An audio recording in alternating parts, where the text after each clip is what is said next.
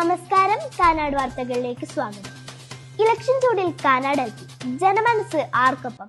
ജനവിധി തേടുന്ന 5 സ്ഥാനാർത്ഥികളും ഒന്നിച്ചൊരു വേദിയിൽ മുഖാമുഖം സംവദിക്കുന്ന കാനാട് വാർത്തകൾ പ്രത്യേക പരിപാടി നേർക്കുനേർ ഇപ്പോൾ സ്കൂൾ പരിസരത്ത് ആരംഭിക്കുകയാണ്. കാണാം തത്സമയ ദൃശ്യങ്ങൾ.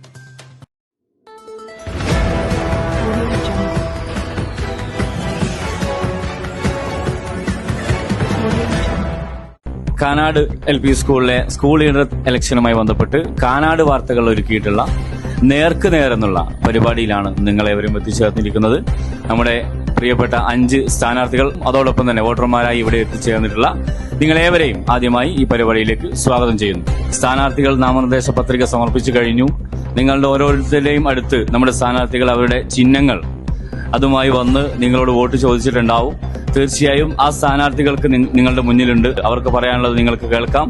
അവരോട് ചോദിക്കാനുള്ള ചോദ്യങ്ങൾ നേർക്ക് നേർ ധൈര്യത്തോടെ നിങ്ങൾക്ക് അവരോട് ചോദിക്കാം. നമ്മുടെ സ്ഥാനാർത്ഥികൾ മറുപടി പറയും. അങ്ങനെ ഒരു പരിപാടിയാണ്. നമുക്ക് ഇത്തരത്തിൽ സാധാരണ ഇലക്ഷൻ നടക്കുന്ന സമയത്ത് ടിവികളിലൊക്കെ ഇങ്ങനെ പരിപാടി കണ്ടിട്ടുണ്ടോ?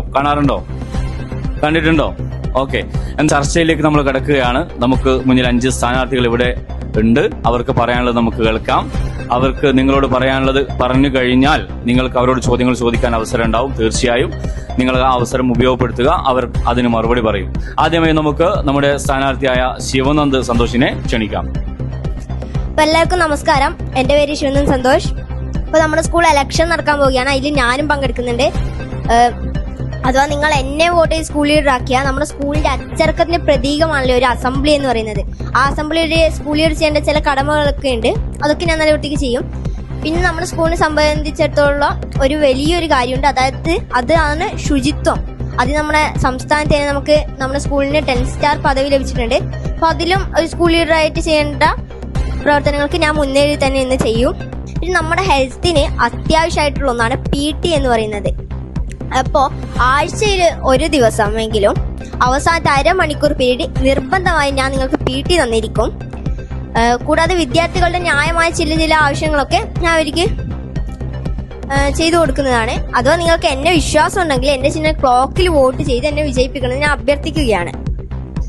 ഓക്കെ, എന്തായാലും നമ്മൾ ഒന്നാമത്തെ സ്ഥാനാർത്ഥിയായ ശിവനന്ദിനെ പരിചയപ്പെട്ടു കഴിഞ്ഞു. അദ്ദേഹത്തിന്റെ ചിഹ്നം ക്ലോക്ക് ചിഹ്നത്തിൽ വോട്ട് ചെയ്യാൻ അദ്ദേഹം നമ്മളോട് അഭ്യർത്ഥിച്ചു കഴിഞ്ഞിട്ടുണ്ട്. നമുക്ക് രണ്ടാമത്തെ സ്ഥാനാർത്ഥിയായ നൈതികയെ നമുക്ക് ക്ഷണിക്കാം. അദ്ദേഹത്തിന് പറയാനുള്ളത് നമുക്ക് കേൾക്കാം. നമസ്കാരം, ഞാൻ നൈതിക. ഇക്കൊല്ലത്തെ വോട്ട് ഇലക്ഷന് ഞാനും പങ്കെടുക്കുന്നുണ്ട്. എന്റെ ചിഹ്നം അയൺ ബോക്സ് ആണ്. നിങ്ങൾ എല്ലാവരും എന്നെ വോട്ട് ചെയ്ത്